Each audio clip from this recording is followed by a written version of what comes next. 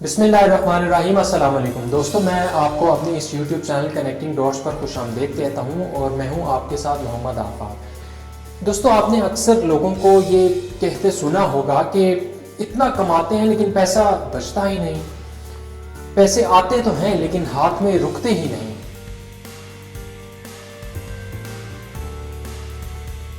जी हाँ, ये हमारी डेली लाइफ का अहम मसला है, क्योंकि जब इनकम के बावजूद बचत नहीं होती तो हम महीने के आखिर में खाली हाथ और खाली जेब अफसोस करते रह जाते हैं। कुछ ऐसे हैं जो अपने मसाइल हल करने के लिए फिर उधार का सहारा लेते हैं, लेकिन नतीजतन कर्ज के बोझ तले दबते चले जाते हैं। इसके अलावा कुछ लोग ऐसे भी होते हैं जो अपनी मुट्ठी खोलते ही नहीं, यानी जहां खर्च करना हो वहां भी पैसे खर्च नहीं करते और हद से ज्यादा कंजूसी दिखाते हैं। ऐसे कंजूस लोगों के पास भी पैसा ज्यादा रुकता नहीं, क्योंकि ऐसे लोग भूख लगी हो तो भी खाने पर पैसे खर्च नहीं करते, फिर कमजोरी से बीमार हो जाएं तो इस खौफ से डॉक्टर के पास नहीं जाते और ना दवा खाते हैं कि इसमें पैसे खर्च होंगे। लेकिन इन सब हरकतों के नतीजे में कंजूसी से जो पैसा बचाया जाता है, फिर वो किसी लंबी बीमारी या परेशानी को टालने के लिए खर्च करना ही पड़ जाता है। चुनांचे इंसान की जिंदगी और अखराजात में बैलेंस होना बहुत जरूरी है। देखें, जापानी लोग आज दुनिया के अमीर तरीन लोग माने जाते हैं। इसकी ये वजह नहीं कि उनकी कमाई ज़्यादा है या वो हद से ज़्यादा कंजूस हैं, बल्कि इसका राज ये है कि उन्होंने पैसे बचाने का एक फॉर्मूला अपनाया हुआ है। आज की इस वीडियो में हम आपसे पैसे बचाने का वही जापानी फॉर्मूला शेयर करेंगे। अगर आप भी इस फॉर्मूले पर अमल करेंगे तो कुछ अरसे में ही स्टेबल हो जाएंगे। पैसे बचाने का ये जापानी तरीका काकीबो कहलाता है। इस तरीके के तहत जापानी लोग अपनी आमदन को 4 हिस्सों में तकसीम करते हैं और महीने के आखिर में अपनी इनकम का 20 से 30% हिस्सा बचा लेते हैं। जापानी लोग अपने सारे अखराजात की फहरिस्त बनाकर उन्हें 4 कैटेगरीज में तकसीम कर देते हैं और उसके 4 लिफाफे बना लेते हैं। पहले लिफाफे पर सर्वाइवल लिख दिया जाता है। इसमें इतने पैसे डाल दिए जाते हैं जो रोज़मर्रा की बुनियादी ज़रूरतें पूरी करने के लिए खर्च किए जाते हैं, जैसे कि खुराक, अद्वियात और यूटिलिटी बिल्स वगैरह की अदायगी। दूसरे लिफाफे पर ऑप्शनल लिख दिया जाता है। इसमें उन चीज़ों के लिए पैसे रखे जाते हैं जो इंतहाई अहम तो नहीं लेकिन उन्हें इंजॉय किया जाता है, जैसे कभी कभार शॉपिंग करना, बाहर खाना खाना या मूवीज़ वगैरह देखने के लिए चले जाना। तीसरे लिफाफे को कल्चर का नाम दिया जाता है। इसमें वो रकम रख दी जाती है जो कभी कभार सोशल एक्टिविटीज़ पर खर्च होती है, जैसे शादी ब्याह, किसी फ्रेंड या रिलेटिव की बर्थडे या इस तरह का कोई भी इवेंट और फंक्शन वगैरह। चौथे लिफाफे को एक्स्ट्रा का नाम दिया जाता है। इस लिफाफे में इतनी रकम रख दी जाती है जो ज़रूरत पड़ने पर किसी चीज़ की मरम्मत पर, किसी को उधार देने या फिर किसी को गिफ्ट वगैरह देने पर खर्च हो सके।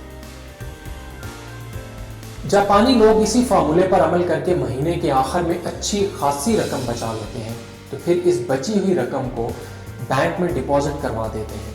रफ्ता रफ्ता जब अच्छा खासा अमाउंट इनके बैंक अकाउंट में जमा हो जाता है तो फिर वो इसे किसी मुनाफे बख्श काम में इन्वेस्ट कर देते हैं। इस तरह पैसे से पैसा बनता चला जाता है। अब हम आपके साथ बचत करने की वो 7 आजमूदा टिप्स शेयर करते हैं जिस पर दुनिया भर के खुशहाल और अमीर तरीन अफराद अमल करते हैं। नंबर 1, कुछ खरीदने से पहले सोचें, क्या आपको इस चीज़ की ज़रूरत भी है? Think before shopping. जब आप फजूल चीज़ें खरीदने पर पैसे खर्च करेंगे तो इन मसाइल का शिकार होंगे, इसलिए फजूल खर्ची से बचें। नंबर 2, अपनी ख्वाहिश और ज़रूरत में तवाज़ुन पैदा करें। Balance between need and desire. ऐसा ना हो जिस चीज़ का दिल चाहे वो खरीदने निकल पड़े।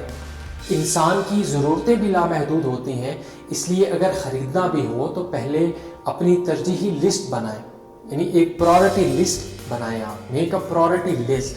फिर इन मार्केट्स या शॉप्स को एक कागज़ पर लिखें जहां कम रेट पर अच्छी क्वालिटी की चीज़ें मिल सकती हैं। नंबर 3, ऑफ सीज़न में ख़रीदारी। जी हाँ दोस्तों, अगर आप गर्मियों में सर्दियों का स्टफ़ और गर्मियों के मौसम में सर्दियों में काम आने वाली अशिया खरीदेंगे तो बहुत कम रेट्स में आपको वो अशिया मिल जाएंगी। इस तरह ईद, त्योहारों और शादी ब्याह के एंड सीज़न में ख़रीदारी करने निकलेंगे तो जेब ज़रूर खाली हो जाएगी और पल्ले कुछ नहीं बचेगा। اس لیے ہمیشہ آف سیزن میں شاپنگ کو ترجیح دیں۔ نمبر 4، سیل میں لگی چیزیں خریدیں۔ آپ نے دیکھا ہوگا کہ کئی بڑی کمپنیاں اور بزنسز کلیئرنس سیل لگاتی ہیں۔ یہ بھی کم پیسوں میں اچھی چیزیں خریدنے اور پیسے بچانے کا بہترین طریقہ ہے۔ سمجھدار لوگ ایسا ہی کرتے ہیں۔ نمبر 5، اپنی بچت کے پیسے انویسٹ کریں۔ اکثر پیسے تو بچا لیتے ہیں لیکن اسے چھپا چھپا کر رکھتے ہیں۔ رکھے ہوئے بچت کے پیسے انڈے تو نہیں دیتے، اس لیے پیسہ بڑھتا بھی نہیں۔ اس لیے کامیاب اور سمجھدار لوگ اپنے پیسے کو انویسٹ کر دیتے ہیں، جیسے سونا خرید لیا، زمین، مکان اور دکان وغیرہ خرید لی۔ اس طرح کے انویسٹمنٹ سے ایسٹس بنتے چلے جاتے ہیں اور پیسے میں مزید اضافہ ہوتا چلا جاتا ہے۔ نمبر 6، بلک اور ہول سیل میں خریداری کریں۔ روٹین اخراجات کو بیلنس کرنے کے لیے ہمیشہ بلک اور ہول سیل میں خریداری کریں۔ اس کے لیے سیلری یا آمدنی ہاتھ میں آتے ہی نہیں، پورے مہینے کا پلان بنا لیں۔ پھر بلک میں چیزیں خریدیں جو پورے مہینے کے لیے کافی ہوں، لیکن خریدی ہوئی چیزوں کی حفاظت کریں تاکہ وہ خراب نہ ہوں اور پورا مہینہ ان کا استعمال کیا جا سکے۔ اس سے بھی اچھی خاصی بچت ہو جاتی ہے اور برکت بھی رہتی ہے۔ نمبر 7، کیش میں خریداری کریں۔ کوشش کریں کہ ادھار یا کارڈز وغیرہ کے بجائے کیش میں چیزیں خریدیں۔ اس طرح آپ کا مائنڈ آپ کو الرٹ کرتا رہے گا کہ جیب سے کتنا پیسہ نکلا اور کتنا باقی ہے۔